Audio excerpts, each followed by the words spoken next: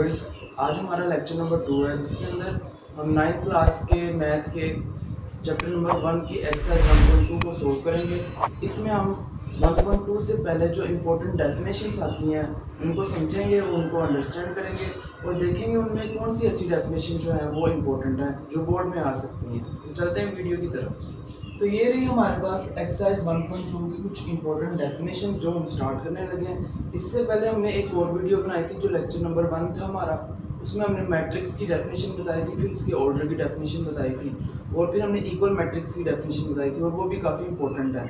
और उनसे रिलेटेड जो प्रॉब्लम्स थी एक्सरसाइज 1.1 में उनको भी हमने सोल्व किया था, तो वो भी आप लाजमी देखिएगा इससे पहले वाली वीडियो में।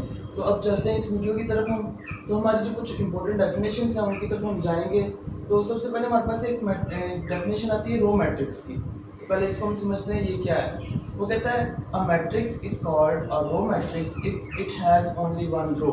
यानी कोई भी मैट्रिक्स अगर उसके अंदर सिर्फ और सिर्फ एक रो होगी, कॉलम्स चाहे जितने मर्जी हो, तो हम उसको कहेंगे कि वो एक रो मैट्रिक्स है। इसको हम एग्जाम्पल के साथ समझते हैं। तो ये हमारे पास 1 2 3 ये हमारे पास एक मैट्रिक्स है जिसमें हमारे पास एक रेक्टेंगुलर एरे है जिसको हमने एनक्लोज कर दिया ब्रैकेट्स के अंदर। तो हमारे पास ये एक मैट्रिक्स बन गया। अब इस मैट्रिक्स के अंदर देखें हमारे पास सिर्फ और सिर्फ एक ही रो बन रही है, एक ही, ये हमारे पास एक ही हॉरिजॉन्टल लाइन बन रही है। तो एक हॉरिजॉन्टल लाइन का मतलब है कि सिर्फ और सिर्फ हमारे पास एक ही रो है। तो ये जो मैट्रिक्स है जिसके अंदर हमारे पास सिर्फ एक रो है, इसको हम क्या कहेंगे, रो मैट्रिक्स। अब इसके अंदर देखिए कॉलम्स चाहे जितने मर्जी बनेंगे, देखिए एक कॉलम, दो कॉलम, तीन कॉलम, तीन कॉलम हो, चार कॉलम हो, पांच कॉलम हो, जितने मर्जी कॉलम हो, लेकिन अगर इसके अंदर जो रो है वो एक ही होगी तो हम इसको रो मैट्रिक्स कहेंगे। अब इसके बाद हमारे पास कॉलम मैट्रिक्स आता है। कॉलम मैट्रिक्स में हमारे पास इसकी जो डेफिनेशन है वो कुछ इस तरह से है।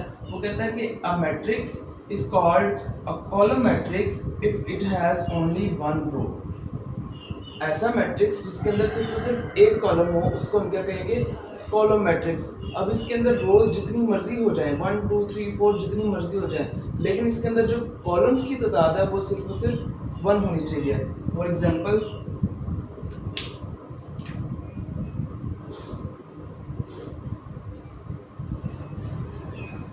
अब ये देखें, ये हमारे पास एक मैट्रिक्स है ए।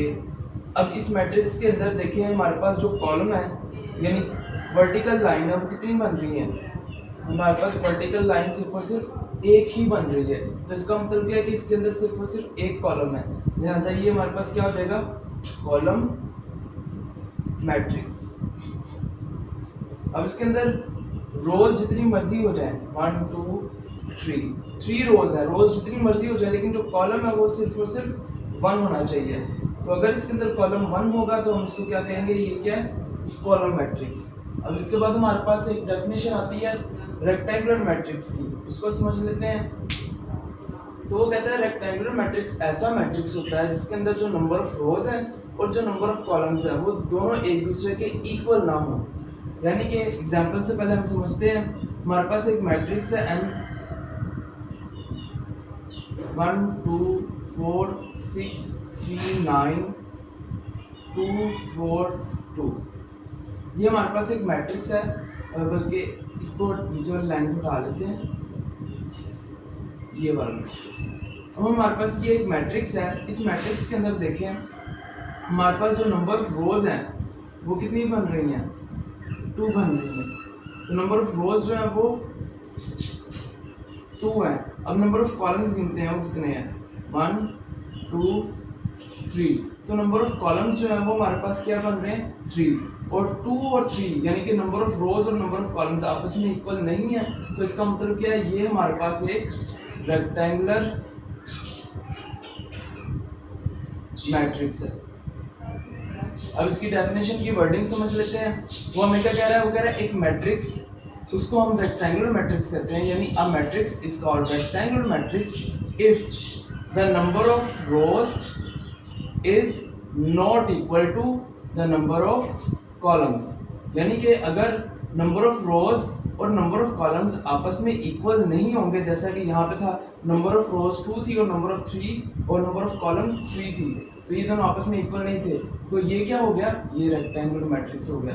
और सेम इसी तरह से नंबर ऑफ रोज और नंबर ऑफ कॉलम्स इक्वल नहीं होंगे तो उसको हम क्या कहेंगे, रेक्टेंगुलर मैट्रिक्स। अब इसके बाद हम आते हैं अगली डेफिनेशन की तरफ। अब ये वाली जो डेफिनेशन है स्क्वायर मैट्रिक्स की, ये बहुत ज़्यादा इंपॉर्टेंट है, ये अक्सर पेपर में आती है।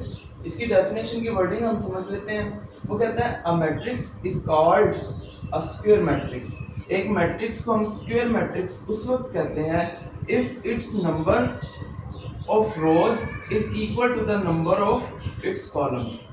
यानी कि ऐसा मैट्रिक्स जिसके अंदर जो नंबर ऑफ रोज हैं और जो नंबर ऑफ कॉलम्स हैं वो आपस में एक दूसरे के इक्वल हो जाए तो हम कहेंगे ये क्या है, स्क्वायर मैट्रिक्स। एग्जांपल के साथ समझते हैं। हमारे पास एक मैट्रिक्स ए होगा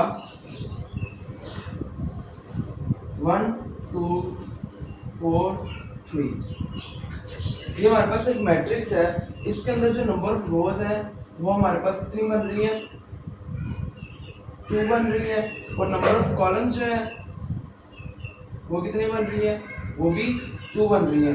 तो नंबर ऑफ रोज भी 2, नंबर ऑफ कॉलम्स भी 2, और ये दोनों आपस में क्या है, एक दूसरे के इक्वल। तो चूंकि नंबर ऑफ रोज और नंबर ऑफ कॉलम्स एक दूसरे के इक्वल है तो हम कहेंगे ये क्या, स्क्वायर मैट्रिक्स। इसके बाद हमारे पास एक और डेफिनेशन आ जाती है नल और जीरो मैट्रिक्स, और ये भी काफ़ी ज़्यादा इंपॉर्टेंट डेफिनेशन है, अक्सर पेपर में पूछी जाती है। अब इसकी वर्डिंग को पहले समझ लेते हैं। वो कहता है a matrix is called a null matrix और जीरो मैट्रिक्स। एक मैट्रिक्स को हम नल मैट्रिक्स या जीरो मैट्रिक्स उस वक्त कहते हैं if each of its entry is zero.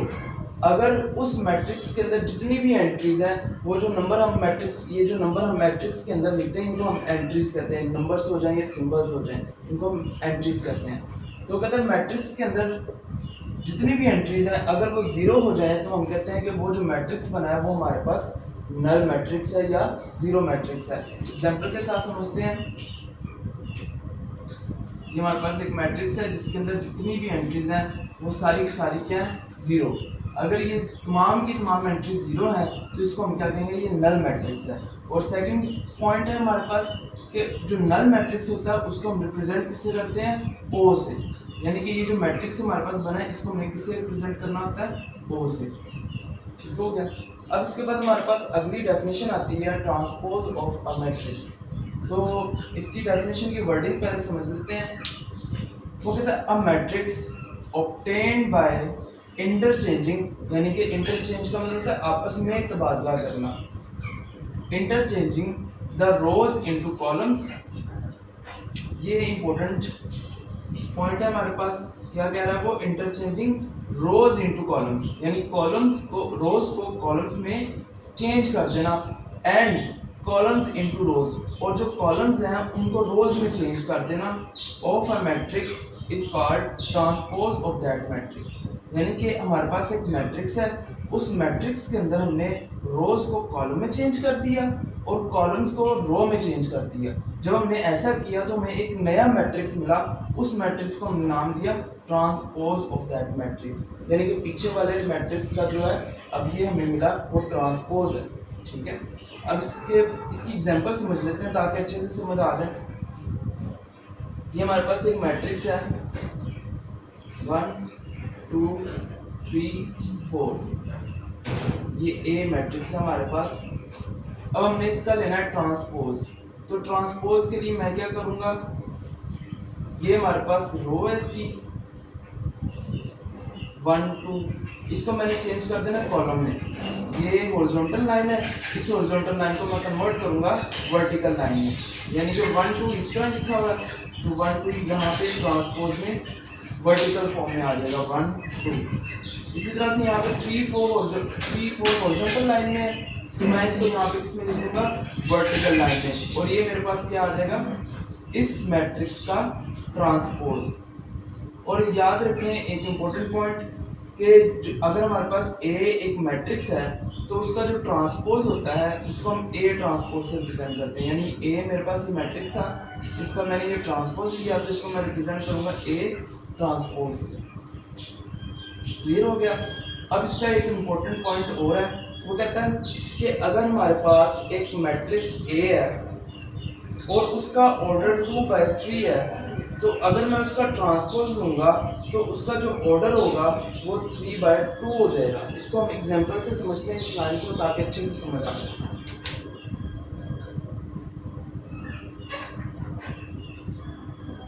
ये देखें, मेरे पास एक मैट्रिक्स ए है। अब इसके अंदर मैं एंट्रीज पुट करूँगा 1 2 3 4 5 6। ये मेरे पास एक मैट्रिक्स है। अब इसके अंदर देखें नंबर ऑफ रोज कितनी है, 1 रो 2 रो, तो नंबर ऑफ रोज कितनी है, 2 है, तो 2 बाय। अब इसके अंदर देखें नंबर ऑफ कॉलम्स कितनी है, 1 2 3, तो नंबर ऑफ कॉलम्स कितनी आ गई, 3। तो ए का जो ऑर्डर है वो हमारे पास क्या मिल रहा है, 2/3। इस तरह से यहाँ पे लिखा है एक मैट्रिक्स है जिसका ऑर्डर 2/3 है, तो इसी तरह से हमारे पास एक मैट्रिक्स है जिसका ऑर्डर 2/3 है। अब मैं इसका ट्रांसपोज लूँगा, ट्रांसपोज लेने पे देखते हैं क्या मिलता है हमें। तो ये ए ट्रांसपोज हमने लिया। अब ये रो है, हॉरिजॉन्टल लाइन है, इसको मैं वर्टिकल लाइन में चेंज करूंगा 1 2 3, और ये किसमें कन्वर्ट होगी, कॉलम में। इसी तरह से ये हॉरिजॉन्टल लाइन है, इसको मैं कन्वर्ट करूंगा वर्टिकल लाइन में 4 5 6, और ये मेरे पास किसमें कन्वर्ट होगी, कॉलम के अंदर। अब इसका मैं ऑर्डर देखता हूँ, इसका ऑर्डर क्या मिलता है, 1 रो 2 रो 3 रो, तो इसका ऑर्डर है 3 और कॉलम्स 1 2, कॉलम्स कितनी हमारे पास 2। तो ए का जो ऑर्डर था वो था हमारे पास 2/3, और ए ट्रांसपोज का जो ऑर्डर है वो हमारे पास क्या मिल रहा है, 3/2। यानी कि इनकी जो रोज थी, इसकी जो रोज थी वो किस में कन्वर्ट हो गई थी, कॉलम्स में, और जो इसकी कॉलम्स थी वो किस में कन्वर्ट हो गई थी, इसकी रोज में। तो इन दोनों की जो जगह थी 2 और 3 की वो आपस में एक दूसरे से चेंज होगी, और इनका ऑर्डर जो है एक दूसरे से इन्वर्स हो गया। तो इसलिए वो कह रहा है if a matrix A is of order 2/3, अगर कोई मैट्रिक्स ए जिसका ऑर्डर 2/3 है, then the order of its transpose, तो उसके जो ट्रांसपोज का ऑर्डर होगा वो हमारे पास 3/2 हो जाएगा। तो उसका ट्रांसपोज का जो ऑर्डर है वो हमारे पास 3/2 हो जाएगा। तो ये डेफिनेशन हमारे पास ट्रांसपोज मैट्रिक्स की थी। अब बाकी की डेफिनेशंस की तरफ हम चलते हैं। तो ये रही हमारे पास नेक्स्ट डेफिनेशन, जो कि नेगेटिव ऑफ अ मैट्रिक्स, यानी एक मैट्रिक्स होगा उसका हम नेगेटिव किस तरह ले सकते हैं। तो उसकी डेफिनेशन हमारे पास वो कहता है, लेट करने आपके पास एक मैट्रिक्स ए है, let A B a matrix, then its negative -a, यानी उसका जो नेगेटिव है उसको हम -a से रिप्रेजेंट करते हैं, is obtained by changing the signs of all the entries of A. तो कह रहा है कि अगर आपके पास फर्ज कर लें एक मैट्रिक्स ए है और उसका आप नेगेटिव ए फाइंड करना चाहते हैं, तो उसके लिए आपने क्या करना है, उस मैट्रिक्स के अंदर जितनी भी एंट्रीज होंगी, यानी ए मैट्रिक्स के अंदर जितनी भी एंट्रीज होंगी उनका आपने साइन चेंज कर देना है। एग्जाम्पल से समझते हैं, हमारे पास एक मैट्रिक्स ए है, 1 -3 -4 2, ये हमारे पास एक मैट्रिक्स है। अब इसका अगर मैंने नेगेटिव फाइंड करना है तो इसके लिए मैं क्या करूँगा, ए लिखूँगा और 1 -3 -4 2, और मैं क्या करूँगा, दोनों तरफ नेगेटिव लगा दूँगा, दोनों तरफ नेगेटिव लगा दिया। अब इसके बाद -a = अब ये जो नेगेटिव है ये नेगेटिव साइन अंदर जाएगा, तो नेगेटिव साइन जब अंदर जाएगा तो ये 1 प्लस का है तो माइनस प्लस -1 हो जाएगा, और ये माइनस माइनस प्लस हो जाएगा, और ये माइनस माइनस ये भी प्लस हो जाएगा, और ये माइनस प्लस माइनस हो जाएगा, तो ये क्या हो जाएगा, -2 आ जाएगा। अब ये देखें, ये हमारे पास ए मैट्रिक्स है और ये हमारे पास उसका नेगेटिव आ गया, जिसके अंदर जो एंट्रीज हैं वो इनके साइन बिल्कुल एक दूसरे से ऑपोजिट है। यहाँ पे 1 प्लस का था, यहाँ पे माइनस का, यहाँ पे 3 माइनस का था, यहाँ पे प्लस का 3 हो गया, यहाँ पे 4 माइनस का था, यहाँ पे प्लस का हो गया, और यहाँ पे जो 2 था वो प्लस का था और यहाँ पे माइनस का हो गया। तो हमने क्या किया, ए का नेगेटिव लिया, जिसके अंदर हमने क्या किया, मैट्रिक्स ए की जितनी भी एंट्रीज थी उनके साइंस को चेंज कर दिया और ये हमारे पास इस मैट्रिक्स का नेगेटिव आ गया। अब इसके बाद हम अगली डेफिनेशन की तरफ चलते हैं। ये सिमेट्रिक मैट्रिक्स की डेफिनेशन है और ये बहुत ज़्यादा इंपॉर्टेंट है, अक्सर पेपर में पूछी जाती है। तो इसकी डेफिनेशन हम समझते हैं। वो कहता है अ स्क्वायर मैट्रिक्स। अब ये चीज़ ज़हन में रखने वाली है कि जो मैट्रिक्स होगा वो हमेशा स्क्वायर मैट्रिक्स होना चाहिए। सिमेट्रिक मैट्रिक्स क्या होना चाहिए, स्क्वायर मैट्रिक्स होना चाहिए, यानी इसके अंदर जो नंबर ऑफ रोज है और जो नंबर ऑफ कॉलम्स हैं वो दोनों एक दूसरे के इक्वल होने चाहिए। तो अ square matrix is symmetric if, यानी कि एक मैट्रिक्स ए है उसको हम सिमेट्रिक कहेंगे if A transpose equals to A, यानी कि हमारे पास एक मैट्रिक्स ए है उसका और वो स्क्वायर मैट्रिक्स है। एक मैट्रिक्स ए है जो कि स्क्वायर मैट्रिक्स है, उसका हमने ट्रांसपोज लिया। जब हमने ट्रांसपोज लिया तो ए मैट्रिक्स और उसका ट्रांसपोज ए ट्रांसपोज दोनों एक दूसरे के इक्वल निकले। अगर ऐसी इक्वेशन सेट यानी ऐसी सिचुएशन सेटिस्फाई हो तो हम कहते हैं कि वो जो मैट्रिक्स है वो सिमेट्रिक मैट्रिक्स है। इसको एग्जांपल से समझते हैं। It is equal to its transpose. तो हमारे पास एक एग्जांपल है, ए इक्वल्स टू 1 2 2 1। अब इसका हम फाइंड करेंगे ट्रांसपोज। इसके जब हम ट्रांसपोज फाइंड करते हैं तो ट्रांसपोज में हम क्या करते थे, जो रो है उसको हम कॉलम में चेंज करते थे। तो ये 1 2 है तो ये 1 2 आ गया, जहाँ से ये 2 1 है तो ये 2 और ये 1 आ गया। अब इन दोनों मैट्रिक्स को देखो, इनकी जो आमने सामने वाली एंट्रीज हैं वो दोनों की दोनों एक दूसरे के जैसी है, एक दूसरे के कोरस्पॉन्डिंग एंट्रीज एक दूसरे के इक्वल है, सेम है। तो चूंकि ये कोरस्पॉन्डिंग एंट्रीज एक दूसरे के सेम है तो हम कहेंगे ए और ए ट्रांसपोज आपस में, यहाँ पे ए जो है वो अपने ए ट्रांसपोज के इक्वल है, और चूंकि ए ट्रांसपोज के इक्वल है लिहाजा ये जो मैट्रिक्स है ये क्या कहलाएगी, सिमेट्रिक मैट्रिक्स। अब इसके बाद हम स्क्यू सिमेट्रिक मैट्रिक्स की तरफ चलते हैं। तो इसकी डेफिनेशन है a square matrix A is said to be skew symmetric if A transpose is equal to its negative of A, यानी कि एक मैट्रिक्स ए है उसका हमने ट्रांसपोज लिया और बदले में हमारे पास उस मैट्रिक्स का नेगेटिव आ गया, उस मैट्रिक्स का नेगेटिव आ गया। तो हम कहेंगे वो जो सा मैट्रिक्स ए है वो एक स्क्यू सिमेट्रिक मैट्रिक्स है। इसको हम एग्जांपल के साथ समझते हैं ताकि अच्छे से समझ आए। फर्ज करें हमारे पास एक मैट्रिक्स ए है 0 -1 1 0, ये हमारे पास एक मैट्रिक्स ए है, इसका हम लेते हैं ट्रांसपोज। अब जब हम इसका ट्रांसपोज लेते हैं तो ये जो रो है ये कॉलम में चेंज हो जाएगा और ये भी रो कॉलम में चेंज हो जाएगा।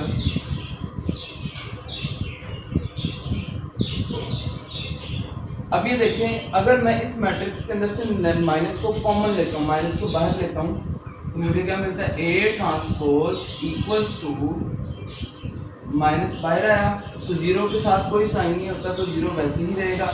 ये 1 है इसके साथ प्लस था, अब जब मैंने माइनस को बाहर लिया तो ये इसके साथ जो साइन है वो चेंज हो जाएगा, वो -1 हो जाएगा। और ये -1 है इसके अंदर से जब मैंने नेगेटिव बाहर लिया तो ये क्या हो जाएगा, पॉजिटिव हो जाएगा। और ये जो 0 है इसके साथ कोई साइन नहीं होता, ये वैसे का वैसे ही रहेगा। अब ए ट्रांसपोज इक्वल माइनस, और ये वाला मैट्रिक्स देखें 0 -1 1 0 0 -1 1 0, यानी ये दोनों के दोनों मैट्रिक्स आपस में एक दूसरे के इक्वल है और ये मैट्रिक्स के इक्वल है ए के। तो मैं क्या करूँगा, इसकी जगह पे ये है और इसकी जगह पे ये है, तो मैंने इसकी जगह पे ए को लिख दिया। तो ए ट्रांसपोज जो है वो इक्वल आ गया माइनस ऑफ ए, यानी कि इसका क्या मतलब हुआ, ये जो मैट्रिक्स है ये एक स्क्यू सिमेट्रिक मैट्रिक्स है। क्यों स्क्यू सिमेट्रिक मैट्रिक्स है, क्योंकि जब हमने ए का ट्रांसपोज लिया तो उसका जो ट्रांसपोज है वो अपने नेगेटिव ऑफ ए के इक्वल है। ए का ट्रांसपोज लिया तो वो अपने नेगेटिव ऑफ ए के इक्वल आया, इसलिए ये क्या हो गया, स्क्यू सिमेट्रिक मैट्रिक्स हो गया। अब इसके बाद हम इंपॉर्टेंट डेफिनेशन की तरफ चलते हैं। ये भी इंपॉर्टेंट डेफिनेशन है डायगोनल मैट्रिक्स, और ये स्क्यू सिमेट्रिक भी इंपॉर्टेंट डेफिनेशन है। पेपर में अक्सर इन दोनों के दरमियान डिफरेंस पे क्वेश्चन आता है कि differentiate between symmetric matrix and skew symmetric matrix. अब इसके बाद हमारे पास एक और इम्पोर्टेंट डेफिनेशन आती है जो कि डायगोनल मैट्रिक्स की डेफिनेशन है। अब इसकी डेफिनेशन को समझने से पहले इसके जो वर्ड इस्तेमाल हुआ डायगोनल, इसको समझ लेते हैं। अब ये देखें, ये हमारे पास एक रेक्टेंगल है। इस रेक्टेंगल के अंदर ये जो ऑपोजिट पॉइंट्स हैं एक दूसरे के, ये जो आमने सामने वाले पॉइंट्स हैं एक दूसरे के, इन दोनों पॉइंट्स को मिलाने वाली जो लाइन होती है, इस लाइन को हम डायगोनल कहते हैं। इसी तरह से इसको भी हम क्या कहते हैं, डायगोनल। ये भी क्या है, डायगोनल, और ये भी क्या है, डायगोनल। लेकिन मैट्रिक्स के इसी तरह से देखिए, मैट्रिक्स भी कुछ इसी तरह से होता है, 1 2 3 4 5 6। ये मैंने इसको इनक्लोज कर दिया। अब बल्कि इसको थोड़ा और बढ़ा देते हैं, 3 2 1। अब ये देखें, इस मैट्रिक्स के अंदर हमारे पास ये वाली जो लाइन बन रही है, ये वाली लाइन, इस लाइन को हम क्या कहेंगे, डायगोनल। जिस तरह से यहाँ पे ये जो रेक्टेंगल के अंदर ये वाली जो लाइन थी ऑपोजिट पॉइंट्स को मिलाने वाली, इसी तरह से ये ऑपोजिट पॉइंट्स को मिलाने वाली जो लाइन है, इसको हम क्या कहेंगे, डायगोनल। और इसी तरह से इस लाइन को भी हम क्या कहेंगे, डायगोनल। ये दोनों के दोनों क्या है, डायगोनल। लेकिन ये वाला जो डायगोनल होता है, इस डायगोनल को हम स्पेशल नाम देते हैं प्रिंसिपल डायगोनल।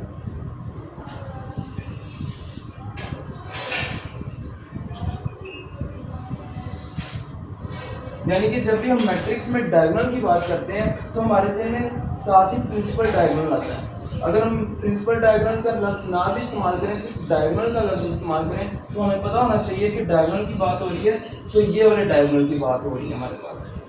ठीक है, अब हम इसके साथ ही डायगोनल की डेफिनेशन की तरफ चलते हैं। तो वो कहता है, a square matrix A is called a diagonal matrix. एक स्क्वायर मैट्रिक्स है, इसको हम डायगोनल मैट्रिक्स इस वक्त कहते हैं if at least any one of the entries of its diagonal. अगर उसके डायगोनल में से कोई भी एक एंट्री जो है इज नॉट जीरो, यानी कि ये जो डायगोनल एंट्री है, ये तमाम की तमाम एंट्रीज जीरो नहीं होनी चाहिए। इनमें से एट लीस्ट वन एंट्री जो है वो नॉन जीरो होनी चाहिए। यानी कि ये तीनों एंट्रीज हैं, इन तीनों एंट्रीज के अंदर से हमारे पास ये 1 पड़ा हुआ है और बाकी 0 है, तब भी ये डायगोनल मैट्रिक्स हो सकती है। और ये 1 पड़ा हुआ है और ये दोनों 0 है, तब भी डायगोनल मैट्रिक्स हो सकती है। और अगर ये तीनों की तीनों नॉन जीरो है, यानी कि यहाँ पे 1 है, यहाँ पे 5 है, यहाँ पे 1 है, तब भी ये डायगोनल मैट्रिक्स हो सकती है। लेकिन अगर ये तीनों की तीनों 0 हो जाएंगी तो ये डायगोनल मैट्रिक्स नहीं रहेगी। अब ये इस डेफिनेशन का दूसरा पार्ट है और वो कहता है non diagonal entries must all B zero. अब ये हमारे पास डायगोनल एंट्रीज हैं, इन डायगोनल एंट्रीज के अलावा ये जो बाकी की एंट्रीज हैं, ये वाली एंट्री, ये वाली एंट्री, ये वाली एंट्री, ये वाली और ये वाली और ये वाली, ये जो एंट्रीज हैं, ये तमाम की तमाम एंट्रीज जो है इन सबको जीरो होना पड़ेगा। और याद रहे, मैंने पहले बताया, जब भी मैं डायगोनल का लफ्ज़ इस्तेमाल करूँ तो उस डायगोनल का क्या मतलब होगा, प्रिंसिपल डायगोनल। सिर्फ ये वाला डायगोनल हम इसको हम डायगोनल नहीं कंसीडर करेंगे। तो प्रिंसिपल डायगोनल की एंट्रीज के अलावा बाकी जितनी भी एंट्रीज होंगी उन सब एंट्रीज को हम क्या कहेंगे, जीरो। उन सबको जीरो होना पड़ेगा। यानी कि 2 कंडीशन हैं। पहली कंडीशन क्या है कि डायगोनल एंट्रीज जो है उनमें से एटलीस्ट 1 नॉन जीरो होनी चाहिए और जो बाकी एंट्रीज हैं वो सारी की सारी जीरो होनी चाहिए, तब भी हम इसको क्या कहेंगे, डायगोनल मैट्रिक्स। इसको एग्जांपल के साथ समझते हैं ताकि अच्छे से समझ आए। अब ये हमारे पास एक मैट्रिक्स ए है, 1 0 0 0 0 0 0 0 0। अब ये देखिए, ये मेरे पास एक मैट्रिक्स ए है। इस मैट्रिक्स ए के अंदर देखें, ये डायगोनल, ये हमारे पास इसका डायगोनल बन रहा है।